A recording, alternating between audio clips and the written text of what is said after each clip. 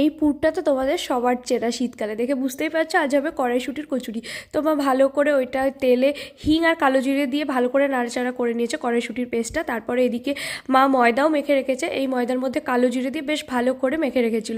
এবার হচ্ছে কড়াইশুঁটি বানানোর পালা। তো মা দেখতে পাচ্ছ গোল গোল করে নিয়ে তার ভিতরে পুর ঢুকিয়ে ভালো করে হাতে প্রেস করে গোল করে নিয়েছে। তো তারপরে এটাকে বেলে নিতে হবে। তো তোমরা ময়দা দিয়েও বেলতে পারো, তেল দিয়েও বেলতে পারো। মা এখানে কিন্তু ময়দা দিয়ে বেলেছে, আর দেখতে পাচ্ছ বেশ একটু মোটা করে। তারপরে কড়াইয়ে সাদা তেল দিয়ে গরম হয়ে আসলে ডুবো তেলে এই কড়াইশুঁটির কচুরিগুলো ভেজে নিতে হবে। এই শীতকালে গরম গরম কড়াইশুঁটির কচুরি খেতে যে কী ভালো লাগে, তোমাদের কেমন লাগে অবশ্যই কিন্তু আমাকে জানাবে। আমাদের বাড়ির তো সবার ভীষণ প্রিয়। কবে শীতকাল আসবে আর কড়াইশুঁটির কচুরি খাবো এই অপেক্ষাতেই আমরা শীতকালে থাকি। তো মা আজকে সকালবেলায় বানিয়ে নিয়েছিল। এটার সাথে মা সেরম আজ কিচ্ছু বানায়নি, কারণ আমার এটা না খালি মুখে খেতেই বেশি ভালো লাগে। দেখতে পাচ্ছ কতটা সফট হয়েছে। তো কেমন লাগলো জানিও।